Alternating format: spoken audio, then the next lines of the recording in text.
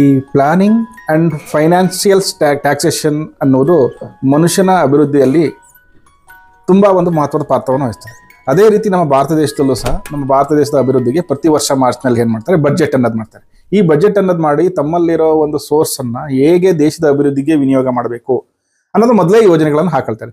ಇದೇ ರೀತಿ ಪ್ರತಿಯೊಬ್ಬ ಮನುಷ್ಯನೂ ಸಹ ಅವನ ಫ್ಯಾಮಿಲಿಗಳಲ್ಲಿ ಅವನ ಒಂದು ಕೆಲವೊಂದು ಸೋರ್ಸ್ಗಳನ್ನು ಹೊಂದಿರ್ತಾನೆ. ಅವನ ಒಂದು ಸ್ವಂತ ಸೋರ್ಸ್ಗಳನ್ನು ಆ ಸ್ವಂತ ಸೋರ್ಸಲ್ಲಿ ಅವನು ಫ್ಯಾಮಿಲಿಗೆ ಎಷ್ಟು ಖರ್ಚು ಮಾಡಬೇಕು, ನನ್ನ ಅಭಿವೃದ್ಧಿಗೆ ಎಷ್ಟು ಖರ್ಚು ಮಾಡಬೇಕು, ನನ್ನ ಕನಸುಗಳನ್ನು ಈಡೇರಿಸ್ಕೊಳ್ಬೇಕು ಏನೇನು ಮಾಡಬೇಕು ಅನ್ನೋದು ಕೆಲವೊಂದು ಹಲವಾರು ಯೋಜನೆಗಳನ್ನ ಇಟ್ಕೊಂಡಿರ್ತಾನೆ. ಇದರಲ್ಲಿ ಅವನು ತನ್ನಲ್ಲಿರೋ ಒಂದು ಹಣದ ಸೋರ್ಸನ್ನು ತನ್ನ ಅಭಿವೃದ್ಧಿಗೆ ಹೇಗೆ ಸದ್ವಿನಿಯೋಗ ಮಾಡಬೇಕು ಅನ್ನೋ ಪರಿಕಲ್ಪನೆ ಹೊಂದಿರ್ತಾನೆ. ಈ ಪರಿಕಲ್ಪನೆಗಳನ್ನ ಸಾಕಾರಗೊಳಿಸ್ಕೋಬೇಕಾದ್ರೆ ನಾವೇನ್ ಮಾಡ್ಬೇಕಾಗುತ್ತೆ, ಆರ್ಥಿಕ ತಜ್ಞರನ್ನು, ಆಡಿಟ್ಗಳನ್ನು ಸಂಪರ್ಕ ಮಾಡೋದು ಬಹಳ ಅವಶ್ಯಕತೆ ಆಗಿರ್ತದೆ. ಈ ಆಡಿಟ್ಗಳನ್ನ ಅಥವಾ ಆರ್ಥಿಕ ತಜ್ಞರನ್ನು ಸಂಪರ್ಕ ಮಾಡಿದಾಗ ಏನಾಗುತ್ತೆ,